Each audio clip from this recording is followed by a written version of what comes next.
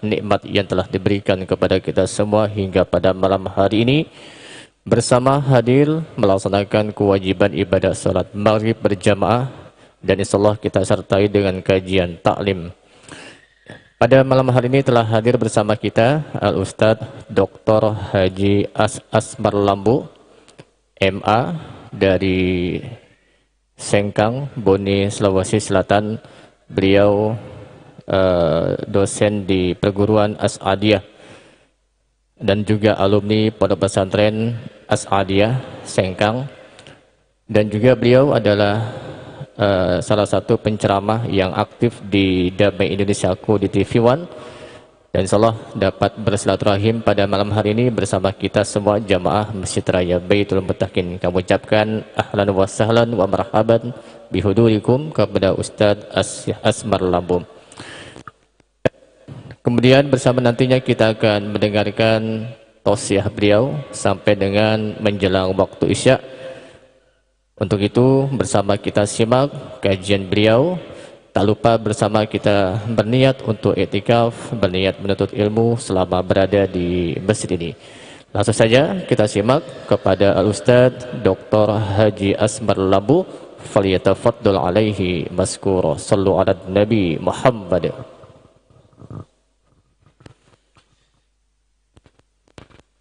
Assalamualaikum warahmatullahi wabarakatuh.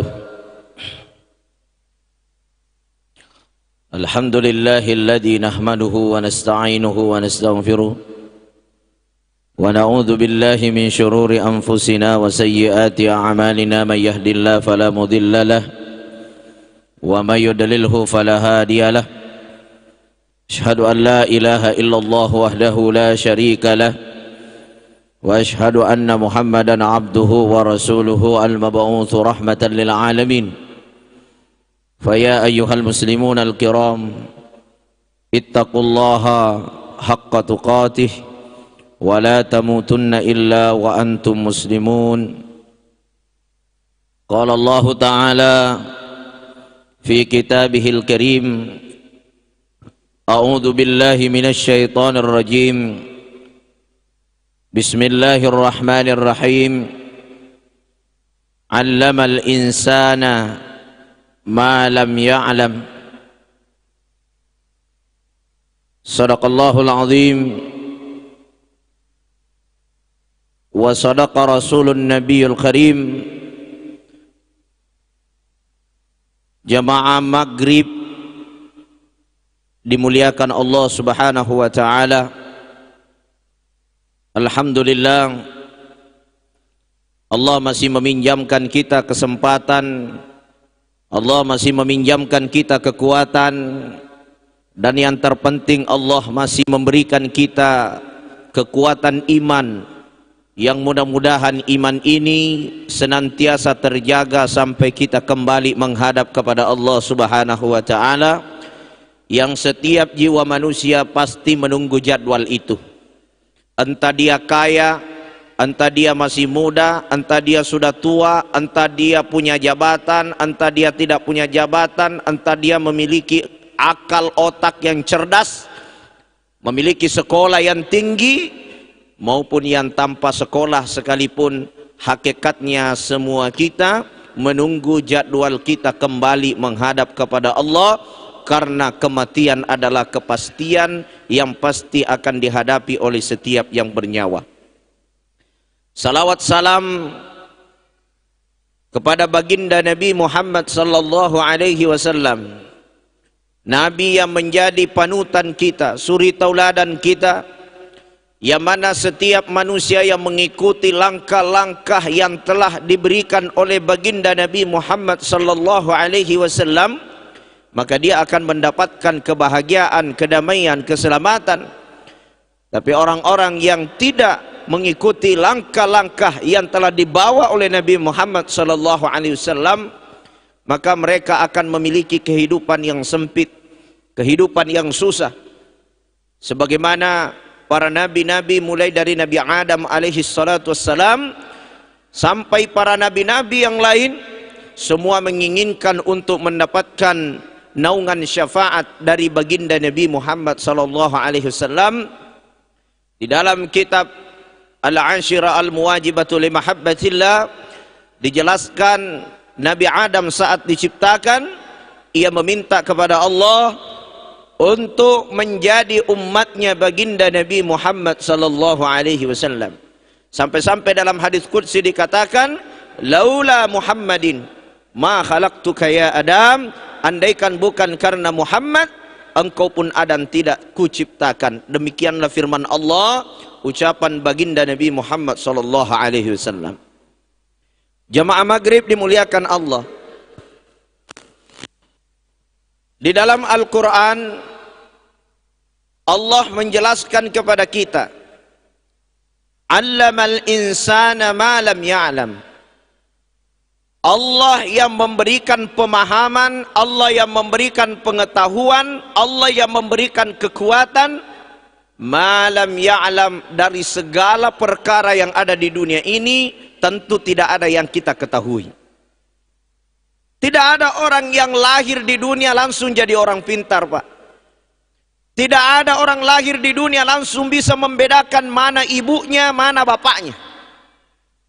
Tidak ada satu orang yang lahir di dunia langsung bisa bahasa Inggris, langsung bisa bahasa Arab. Setiap anak yang lahir, dia lahir tanpa pakaian, dia lahir tanpa mengetahui apa-apa. Namun perjalanan hari-harinya, dari hari ke hari, dari minggu ke minggu, dari bulan ke bulan, dari tahun ke tahun, terbentuk otaknya, sehingga terbentuk pemahaman, sehingga dia bisa memahami arti kata-kata dan arti bahasa dari benda-benda. Setelah Allah menanamkan ilmu, setelah Allah menanamkan pemahaman terhadap apa yang awalnya kita tidak ketahui, manusia ini, kalla innal insana layatgha. Ya, manusia ini benar-benar melampaui batas. Setelah Allah memberikan pemahaman, Allah memberikan ilmu, Allah memberikan jabatan, Allah memberikan pakaian, Allah memberikan pekerjaan, manusia ini malah menjadi orang-orang yang sombong, sehingga dikatakan mereka manusia-manusia ini melampaui batas. Kenapa dia disebut orang yang melampaui batas? Dikatakan dalam sambungan ayat tersebut, ar-ra'ahu stagna, karena dia menatap dirinya, dia menganggap dirinya istagna, kaya, hebat, mampu. Kemudian dikatakan inna ila rabbikar ruj'a. Padahal pada hakikatnya manusia pasti akan dikembalikan kepada Allah Subhanahu wa taala. Kalau kita memperhatikan deretan ayat ini, kita bisa mengambil sebuah ilmu yang sangat bermanfaat. Yang awalnya manusia itu allamal insana ma lam ya'lam, dari sesuatu dia tidak mengetahui apa-apa, dia lahir di dunia, dia tidak punya apa-apa, dia lahir di dunia. Seiring perjalanan waktu, hari demi hari, bulan demi bulan, tahun demi tahun, ilmunya mulai meningkat, pemahamannya mulai meningkat, pakaiannya sudah mulai ada, dia sudah bisa bekerja, punya rumah.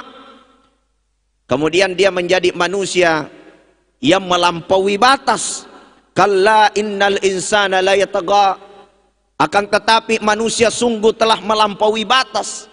Kenapa dia melampaui batas? Ar-ra'ahu stagna. Karena dia melihat dirinya mampu, melihat dirinya kaya, melihat dirinya hebat, melihat dirinya punya jabatan, melihat dirinya punya usaha. Apakah kita tidak boleh menjadi orang yang kaya? Boleh. Yang tidak boleh itu ra'a. Apa makna dari kata ra'a? Para ulama mufassirin mengatakan makna dari kata ra'a adalah merasa dirinya punya kemampuan, punya kehebatan, punya kekayaan, itu yang tidak boleh. Merasa dirinya paling hebat, paling sunnah, paling tinggi ilmunya, paling dekat dengan Allah, merasa paling kita punya ini adalah dilarang oleh Allah. Boleh kita kaya, boleh kita punya jabatan, boleh kita punya pangkat yang tinggi, tapi yang tidak boleh itu adalah ra'a, menatap diri kita kaya, menatap diri kita hebat, menatap diri kita ini punya segalanya. Ya, menatap diri kita ini mampu, itu yang tidak dibenarkan. Jemaah maghrib dimuliakan Allah Subhanahu wa taala. Apa yang menyebabkan iblis menjadi celaka? Kemudian malaikat tidak celaka, hanya sudut pandangnya saja, karena ro'ah saja. Ar-ra'ahu istaghna, ini yang membuat celaka iblis. Di saat diperintahkan sujud, fasjudu li Adam, diperintahkan untuk sujud kepada Adam, malaikat dia langsung sujud kepada Adam, bukan karena melihat Adam, tapi dia melihat siapa yang memerintahkan untuk sujud kepada Adam. Sudut pandang yang berbeda. Kalau bicara kemuliaan, tentu malaikat tidak ada dosa, malaikat tidak ada hawa nafsu untuk mendurhakai Allah. Kemuliaannya jelas. Tapi di saat Allah perintahkan untuk sujud kepada Nabi Adam, malaikat langsung bersujud. Kenapa? Karena dia tidak melihat kepada Adam sebagai manusia, tapi dia melihat siapa yang memerintahkan untuk bersujud. Sedangkan iblis, kenapa dia celaka? Karena dia tidak melihat siapa yang perintahkan untuk sujud, tapi yang dia lihat, saya harus sujud kepada siapa. Di saat Allah memerintahkan dia untuk sujud kepada Adam, bukan melihat siapa yang perintah saya untuk sujud, tapi yang dia lihat adalah kenapa mesti saya sujud kepada Adam, sedangkan saya lebih mulia daripada Adam. Jadi ini hanya perbedaan sudut pandang Bapak Ibu dirahmati Allah Subhanahu wa taala. Maka dalam kehidupan kita seharusnya mengambil pelajaran. Dalam kehidupan ini tidak boleh menatap kita ini siapa. Tidak boleh kita menatap diri kita ini punya apa. Tapi seharusnya kita menatap siapa yang menghadirkan kita, siapa yang memberikan kepada kita, siapa yang punya semua perkakas yang ada pada diri kita. Hatta diri kita, nyawa kita pun tidak ada kita punya, besok atau lusa semuanya akan kembali kepada Allah Subhanahu wa taala. Ya, inna ila rabbikar ruj'a. Pada hakikatnya segala sesuatu tidak ada kita punya, karena semua akan ar-ruj'a, akan kembali kepada Allah Subhanahu wa taala. Bapak dirahmati Allah, ketika kita berbuat baik kepada orang lain, kemudian perbuatan baik kita tidak dibalas kebaikan kepada orang yang kita tempati berbuat baik, apabila masih datang rasa kecewa, berarti kita belum melihat Allah yang berlaku dalam kehidupan kita. Berarti yang ada itu masih ra'a, masih menatap diri kita. Siapa yang memerintahkan kita berbuat baik? Siapa yang memerintahkan kita berbuat baik kepada sesama manusia? Tentu kita akan menjawab yang memerintahkan adalah Allah. Lalu kalau manusia yang kita tempati berbuat baik tidak membalas kebaikan kita, masa kita kecewa kepada manusia ataupun kita mengharap balasan dari manusia, sedangkan yang suruh kita adalah Allah? Ini salah alamat, Pak. Inilah yang menyebabkan iblis jadi celaka, karena dia salah alamat. Di saat diperintahkan oleh Allah untuk sujud kepada Adam, yang dia lihat adalah Adam. Kenapa saya mesti sujud? Saya ini lebih mulia. Khalaqtani min nar wa khalaqtahu min tin. Dia itu diciptakan dari tanah, saya diciptakan dari api, kok saya lebih mulia? Dia tidak melihat ada campur tangan Allah, tapi dia melihat pada dirinya. Ar-ra'ahu istaghna. Dia melihat kemampuan dirinya. Padahal pada hakikatnya dia tidak punya kemampuan apa-apa. Saudara-saudara sekalian. Jadi ketika kita berbuat baik kepada orang, berbuat baik kepada sesama manusia, kita melaksanakan ibadah untuk apa? Kita pasti akan menjawab untuk Allah. Segala ibadah yang kita lakukan, outputnya, niat yang kita pasang adalah karena Allah. Kita sedekah karena Allah, kita menyumbang karena Allah, kita mendirikan salat lillahi ta'ala, usalli fardal maghribi thalatha raka'ati mustaqbilal qiblati lillahi ta'ala. Kita wudu saja, nawaitul wudu'a li raf'il hadatsil asghari lillahi ta'ala. Kita puasa, nawaitu shawma ghadin an adai fardi syahri ramadhana hadhihi sanati lillahi ta'ala. Hakikat semua ibadah yang kita lakukan, kita jadikan kalimat lillahi ta'ala sebagai output dan tujuan daripada ibadah kita. Lalu ketika kita bersedekah, menyumbang, berbuat baik, orang yang kita tempati berbuat baik tidak membalas kebaikan kepada kita, lalu kita kecewa, kita sedang salah alamat. Karena yang nyuruh kita berbuat baik bukan manusia itu, tapi kita berbuat baik disuruh sama Allah. Jadi seharusnya kita nih jangan salah alamat, jangan mengharapkan balasan baik, tidak ada urusan.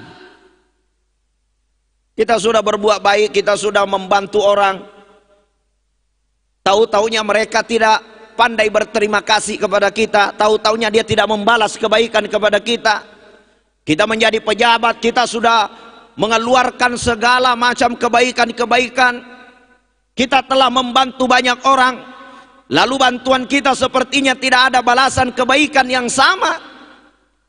Lalu yang hadir adalah rasa kecewa, maka kita sedang salah alamat. Kenapa? Kita tidak menatap Allah. Makanya Syekh Athaillah As-Sakandari dalam kitab Al-Hikam itu ada kalimat ma ra'aitu syai'an illa ra'aitullah. Saya tidak melihat sesuatu kecuali aku melihat Allah. Artinya apa? Jangan sampai apa yang kita lakukan, entah itu ibadah kita, hanya di batas ucapan mulut kita mengatakan lillah, akan tetapi dalam perkara ibadah kita, di saat kita dikecewakan, di saat kita tidak mendapatkan balasan yang sama, lalu kita merasa kecewa, berarti lillahnya itu dipertanyakan, karena Allahnya itu dipertanyakan. Maka di dalam surah Al-Alaq kita ketahui bahwa ini adalah surah pertama yang diturunkan Allah. Di saat Nabi Muhammad disuruh Iqra, membaca Bismi rabbikal ladzi khalaq, apa yang dibaca? Nama Allah. Deretan ayat itu tadi, disitulah terdapat kalimat ar-ra'ahu istaghna. Kenapa manusia disebut melampaui batas? Karena dia menatap dirinya kaya, dia menatap dirinya mampu, akhirnya mereka salah alamat. Padahal kita ini berbuat baik hanya untuk Allah Subhanahu wa ta'ala. Yang tidak boleh itu adalah ra'a. Merasa-merasa kita ini paling, merasa-merasa kita ini berjasa, merasa-merasa kita ini telah membantu. Itu yang sangat dibenci oleh Allah. Sampai iblis itu celaka karena ra'a tadi. Karena dia melihat siapa yang harus dia sujuki, bukan melihat siapa yang perintah untuk sujud. Dan itulah yang memuliakan malaikat, karena dia menatap bukan kepada siapa saya disuruh untuk sujud, tapi dia melihat siapa yang suruh saya untuk bersujud. Akhirnya malaikat ini menjadi mulia. Mari kita menjadi manusia yang menjadikan i'tibar antara iblis dan malaikat sebagai pelajaran yang sangat berharga, di mana seharusnya kita jadikan tujuan dan niat ibadah kita hanya karena Allah Subhanahu wa ta'ala. Sering kita mendapatkan pertanyaan, Kenapa saya ini masih setiap saat melaksanakan ibadah, setiap saat saya taat kepada Allah, setiap saat saya melaksanakan apa yang diperintahkan Allah dan menjauhi larangan Allah, akan tetapi kok hidup saya masih seperti ini saja, seakan-akan hidup saya sial. Kenapa hidup saya masih tetap gaya-gayanya seperti ini, tidak ada peningkatan? Lalu datang kekecewaan terhadap ibadah-ibadah yang kita lakukan, maka itu menandakan bahwa kita ini bukan beribadah karena Allah. Karena orang yang beribadah kepada Allah tidak ada kekecewaan. Mari kita melihat para nabi-nabi dan rasul. Seperti halnya Nabi Ayyub alaihi salam, seluruh badannya dimakan oleh belatung, oleh ulat. Bahkan sampai istrinya mengatakan, "Hai Ayyub, kau kan nabi, kenapa kau tidak berdoa kepada Allah agar disembuhkan penyakitmu itu?" Lalu apa kata Ayyub? "Bukankah saya berbahagia mendapatkan hadiah dari kekasihku?" Nabi Ayyub berbahagia, Pak. Kenapa? Karena bukan melihat ulatnya, bukan melihat ulat yang ada di dalam badannya, belatung yang ada pada badannya, tapi dia melihat siapa yang menitipkan belatung itu di dalam badan dia.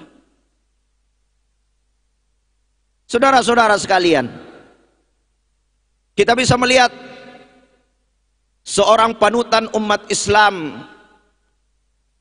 mayoritas pesantren-pesantren kita mempelajari kitab-kitabnya, yaitu Imam Al-Ghazali. Beliau pengarang kitab Ihya Ulumuddin. Ketika Imam Ghazali tidak merasa sakit dalam 1 bulan saja, tidak ada sakit sedikit pun dalam 1 bulan saja, ia merasa dirinya dilupakan oleh Allah Subhanahu wa ta'ala. Kenapa saya dilupakan oleh Tuhanku gitu? Kenapa? Karena orang-orang ini bukan lagi melihat penyakitnya, bukan lagi melihat apa yang membuat dia kecewa, tapi dia melihat ini pemberian dari siapa gitu loh. Musibah yang menimpa pun bisa menjadi nikmat bila kita mampu merasakan hadza min fadli rabbi, ini adalah karunia dan hadiah dari Tuhanku. Bagaimana seorang sahabat Bilal bin Rabbah? Tentu kita sering mendengarkan kisah Bilal bin Rabbah. Sampai dia digoreng di atas pasir yang telah dipanaskan. Kemudian setelah itu diangkat, diturunkan, ditindis batu yang panas. Lalu disuruh dia untuk keluar daripada Islam. Disuruh dia untuk tidak bersyahadat dan menyembah Tuhan Muhammad. Tapi yang keluar dari mulutnya, seluruh badannya melepuh karena digoreng di atas pasir-pasir yang panas. Kemudian ditindis batu-batu panas, melepuh badannya. Orang hitam Bilal bin Rabbah, melepuh-lepuh seluruh kulit, daging-dagingnya keluar melepuh, Pak. Tapi yang keluar adalah senyuman. Kemudian dia ucapkan ahad, ahad, ahad. Dia tetap mengesahkan Allah, Tuhanku yang satu, Tuhanku yang kusembah adalah Allah yang satu, Tuhanku yang kusembah, Dia yang telah menolong saya satu-satunya, membahagiakan saya satu-satunya. Wahai Bilal, keluar dari Islam. La ahad, ahad, ahad. Tidak, saya telah menyatu dengan kekasihku, yaitu Allah yang maha segala-galanya. Dia tidak pernah merasa sakit meskipun kelihatannya tersiksa. Karena kenapa? Karena dia menatap Allah dalam kehidupannya, bukan menatap apa yang ada di dalam pernak-pernik kehidupannya. Saya kira para ulama tasawuf pun menjelaskan seperti itu kalimat la ilaha illallah. Ketika dikatakan la ilaha illallah, hampir seluruh ilmu tariqah meyakini bahwa la ilaha adalah bentuk nafi, menghilangkan segala sesuatu.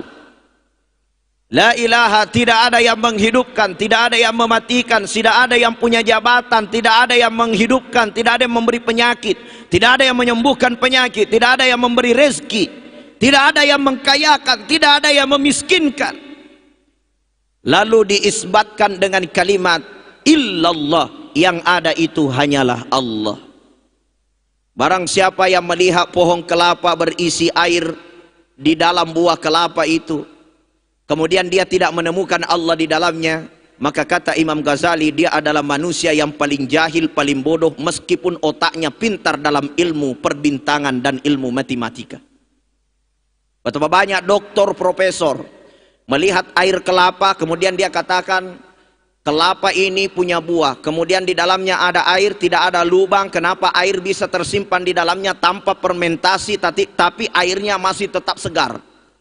Kapan berhenti segarnya? Ketika buah kelapa itu jatuh, kemudian dia jadi kering, airnya lama-lama bisa berubah jadi tidak segar dengan masa tertentu. Mereka melihat air ini bisa berada di dalam buah kelapa, tapi dia tidak mengetahui dan tidak memahami serta tidak memaknai bahwa ada yang maha kuasa memasukkan air itu, dan air kelapa itu pun tetap awet di dalam buah kelapa. Kalau kita tidak melihat ada Allah di dalamnya, maka sungguh kita adalah manusia yang paling bodoh, kata Imam Ghazali. Makanya dikatakan syai'ata ma ra'aitu syai'an illa ra'aitullah. Saya tidak melihat sesuatu kecuali aku melihat Allah Subhanahu wa ta'ala di dalamnya. Seharusnya beginilah kita berkonsep kehidupan yang memuliakan Nabi Muhammad. Jadi ini adalah salah satu penafsiran. Guru saya menyatakan Nabi Muhammad itu adalah Nabi yang ummi, sebagaimana dijelaskan di dalam berbagai kitab-kitab tafsir. Sehingga dikatakan Rasulullah Muhammad itu adalah ummi. Makanya ada seorang ulama mengarang satu salawat yang ia dapatkan di dalam mimpinya, yaitu Abu Yazid Al-Bustami, seorang arif billah, orang yang sangat taat kepada Allah, yang disebut dengan salawat ummi. Allahumma salli ala sayyidina Muhammadin wa ala ali sayyidina Muhammadin nabiyil ummi wa ala alihi wa sahbihi wa sallim. Kalimat ummi itu sering dijelaskan oleh ulama tafsir di saat turunnya surah Al-Alaq. Iqra bismi rabbikal ladzi khalaq, disuruh membaca nih Nabi Muhammad. Akan tetapi dikatakan Nabi Muhammad itu ummi. Diterjemahkan bahwa ummi itu bermakna tidak tahu membaca, gitu loh, buta huruf. Namun dalam definisi yang lain, ummi itu kembali kepada arti dan maknanya, bermakna ibu. Jadi Nabi Muhammad itu sifatnya keibuan. Keibuan kepada siapa? Keibuan kepada umatnya, sehingga disebut ummi. Tidak ada nabi dan rasul yang Allah ciptakan memiliki sifat ummi kecuali baginda Nabi Muhammad SAW. Kita bisa melihat sejarah-sejarah para nabi dan rasul. Kita bisa lihat Nabi Lut. Nabi Lut telah berdakwah. Ia menyampaikan kepada umatnya bahwa homoseks itu tidak boleh, haram, dilaknat oleh Allah. Tapi tidak ada yang mendengarkan. Nabi Lut marah, doa sama Allah, ya Allah azablah umatku. Kenapa? Karena tidak memiliki sifat ummi, sifat keibuan. Nabi Nuh, dakwah Nabi Nuh, tidak ada yang mau mendengarkan kecuali hanya segelintir orang. Akhirnya Nabi Nuh capek berdakwah. Dia minta kepada Allah, ya Allah azablah orang-orang yang tidak mau mendengarkan saya. Sampai-sampai disuruh Nabi Nuh naik di atas gunung buat perahu. Perahu selesai dibuat, anak istrinya pun mengatakan, coba lihat ayahku, kata anaknya, dia ini gila. Kenapa dia buat perahu di atas gunung? Perahu itu kan dibuatnya di pinggir laut. Gunung nggak ada air. Selesai perahu jadi, seluruh yang percaya kepada Nabi Nuh dikatakan, wahai seluruh umatku yang yakin dengan ajaran ini dan mempercayai bahwa saya adalah utusan Allah, silakan naik di atas perahu ini. Naiklah semua yang percaya kepada Nabi Nuh, terjadilah banjir bandang, turun hujan, akhirnya anak dan istrinya pun ikut tenggelam. Kenapa dia berdoa agar diturunkan azab kepada umat yang tidak mau mendengarkan dakwah-dakwahnya? Disebabkan karena tidak memiliki sifat ummi, sifat keibuan terhadap umatnya. Begitupun nabi-nabi yang lain. Ya. Nabi Muhammad SAW begitu mulianya, memiliki hati yang ummi. Sampai ketika umatnya pun memiliki kesalahan, di saat dia dilempari batu, dilempari tai berdarah-darah ketika menuju ke masjid. Dan kita ketahui juga pada saat Nabi berjalan kaki menuju ke Taif, ya, di dalam perjalanan Nabi Muhammad dilempari batu oleh penduduk Taif, sampai dalam riwayat pelipisnya berdarah. Lalu datang malaikat Jibril, ya Muhammad, maukah dua gunung ini yang ada di Taif kuletuskan, agar penduduk-penduduk Taif ini semua merasakan bagaimana penderitaan kekasihnya Allah. Lalu apa kata Nabi Muhammad? Dia balas senyum kepada Jibril. Kemudian dia katakan, jangan ya Jibril, karena mereka tidak tahu kalau saya ini adalah utusan Allah. Cukuplah saya mendoakan semoga penduduk Taif disejahterakan oleh Allah dan diberikan hidayah oleh Allah. Itulah sebabnya Taif berbagai macam buah-buahan, parfum-parfum yang baik semua lahir, bunga-bunga yang baik ada di Taif, berkat doanya Rasulullah SAW. Kenapa? Ummi. Dia memiliki sifat keibuan kepada umatnya, seperti seorang ibu, meskipun anaknya bersalah, tapi yang datang adalah rasa keibuannya, sehingga kesalahannya pun dimaafkan. Itulah baginda Nabi Muhammad SAW yang memiliki sifat ummi, keibuan. Bagaimana sifat ini bisa datang? Tidak ada yang lain, kita harus menatap diri kita tidak punya apa-apa. Jangan sampai kita ini melampaui batas. Yang awalnya tidak punya apa-apa, yang awalnya kita ini tidak bisa berbuat apa-apa, kita lahir tidak membawa uang, kita lahir tidak membawa ilmu pengetahuan. Allamal insana ma lam ya'lam, sampai pertumbuhan kita Allah berikan ilmu pemahaman, kita bisa berkreasi. Sesudah itu kita menjadi sombong.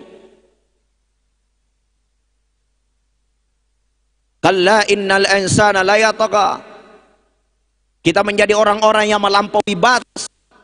Ar-ra'ahu istaghna, kita menatap diri kita hebat, menatap diri kita kaya. Inilah sifat-sifat yang harus kita buang, sifat-sifat yang harus kita hilangkan dalam kehidupan kita. Maka kita berbuat baik, kita beribadah, ruhnya itu adalah merasa tidak berbuat apa-apa kecuali hanya atas iradatullah, pertolongan Allah Subhanahu wa ta'ala. Makanya Syaitanillah mengatakan, merasakan bahwa ibadah itu bukan perbuatan kita, hada haqiqatul ibadah, inilah hakikatnya ibadah. Kita sholat 40 rakaat Pak, sholat tahajud 40 rakaat, kita baca riwayatnya di dalam kitab Ihya Ulumuddin. Ada seorang abid ahli ibadah 40 rakaat sholat tahajudnya, akan tetapi hanya datang di dalam hatinya rasa bahwa kiri kanan saya tidak terbangun sholat tahajud. Betapa mulianya saya ini karena saya bisa bertahajud 40 rakaat setiap malam. Dengan asbab ucapan itu, kata Nabi, orang ini semua ibadahnya tidak ada diterima oleh Allah, disebabkan karena Allah murka kepadanya. Artinya apa? Yang menyebabkan kita ini celaka, meskipun kita banyak melaksanakan ibadah kelihatannya, tapi karena kita merasa kita yang berbuat, itu bisa mencelakakan kita. Dan ketika kita beribadah, yang muncul di hati kita bahwa ini adalah pertolongan Allah. Ini bukan karena perbuatan saya, tapi atas inayah hidayah Allah. Di saat itulah meskipun ibadah kita kecil, fahada haqiqatul ibadah. Inilah sebenarnya hakikatnya ibadah. Saudara-saudara sekalian, kita bisa melihat dalam masjid ini ada beberapa orang yang duduk mendengarkan dakwah. Bukan berarti mereka tidak punya urusan di luar. Bukan berarti mereka bukan orang sibuk. Akan tetapi dia adalah orang yang didudukkan oleh Allah. Tapi kalau merasa bahwa kita duduk, hilang tuh nilai pahala itu. Tapi kalau kita merasa saya didudukkan oleh Allah, maka disitulah hakikatnya ibadah. Maka mari kita menjadi hamba-hamba yang beruntung. Wal asri innal insana lafi khusr. Demi masa semua manusia berada dalam kerugian, rugi semua. Jadi pejabat, jadi orang yang kaya, memiliki berbagai macam pernak-pernik dunia ini, memiliki kekuasaan sekalipun, kata Allah wal asri, demi masa semua manusia berada dalam keadaan al-khusr, rugi apapun jabatannya, illal ladzina amanu, kecuali amanu, memiliki iman di hatinya. Ma huwal iman? Apa yang disebut dengan iman? Dikatakan dalam definisi aqaid, ya, kitab-kitab akidah kita, iman itu selarasnya perkataan, perbuatan dan hati. Maka dikatakan diucapkan oleh lidah, tasdiqum bil qalbi, dibenarkan oleh hati, kemudian dilaksanakan oleh anggota badan kita. Itu hakikat kesempurnaan iman. Namun hakikat iman yang sesungguhnya, Pak, adalah merasa segala aktivitas kita itu bukan karena kita punya kekuatan, bukan kita yang punya kekuasaan. Ilmu yang kita miliki bukan karena kepunyaan kita. Satu saja kabel-kabel di otak kita diputus oleh Allah, hilang segalanya. Menandakan bahwa segala yang kita punya itu hanyalah titipan Allah. Inna ila rabbika ruj'a. Harus kita mampu menjadikan sinyal segala yang kita punya itu adalah Allah Subhanahu wa taala. Itu hakikatnya iman. Wa amilus solihat. Iman itu harus dibarengi dengan amal soleh. Apa yang disebut dengan amal soleh? Amal soleh itu adalah amal perbuatan yang kita lakukan karena Allah. Jadi setelah hati kita ini menggantung kepada Allah, pernak-pernik yang kita lakukan pun karena Allah, itu amal soleh. Maka ulama mufassirin mengatakan perbedaan antara amal baik dengan amal soleh itu sangat jauh berbeda. Di sini juga para mufassirin berbeda pendapat, menyatakan bahwa kalau ada orang memberi, bersedekah di mana-mana, mengeluarkan hartanya, akan tetapi karena dia tidak menggantungkan perbuatannya bahwa ini adalah karunia Allah, yang menyebabkan saya bisa melangkah adalah Allah, yang menyebabkan bisa memberi adalah Allah, dan tujuan pemberian itu Allah, maka dikatakan itu bukan amal soleh. Selanjutnya setelah memberi, tidak diberikan balasan baik kepadanya, tidak dihargai padahal dia sudah berjasa, lalu dia kecewa, berarti itu bukan amal soleh. Maka dikatakan wa amilus solihat. Amal soleh itu ketika kita mampu memberi merasa karena Allah, dan kemudian kita tidak mengharapkan apa-apa dari setiap perbuatan baik kita, maka itulah hakikatnya amal soleh. Makanya tingkat tinggi pemahaman ulama tasawuf itu hakikat daripada amal soleh tidak mengharapkan apa-apa. Makanya kalimat pembuka-pembuka di buku-buku tasawuf itu dikatakan, ilahi anta maksudi waridhaka matlubi. Wahai Tuhanku, engkau adalah maksud dan tujuanku. Waridhaka matlubi, ridhomu yang kuharapkan. Enggak mengharapkan apa-apa, hanya mengharapkan ridhonya Allah. Itu tingkat tinggi dalam ibadah amal soleh. Jadi ketika kita beribadah mengharapkan pahala pun itu bahagian daripada keinginan nafsu kita. Kata Syekh Athaillah Sekandari, hitung-hitungan pahala. Kalau saya baca ini setiap malam saya dapat pahala sekian. Kalau saya baca surah Yasin 5 kali saya dapat pahala sekian. Kalau saya baca Quran tamat 3 kali dapat pahala sekian. Hitung-hitung pahala setiap hari. Maka dikatakan itu bukan amal soleh, tapi itu adalah keinginan syahwat hawa nafsu yang dibungkus dengan ibadah.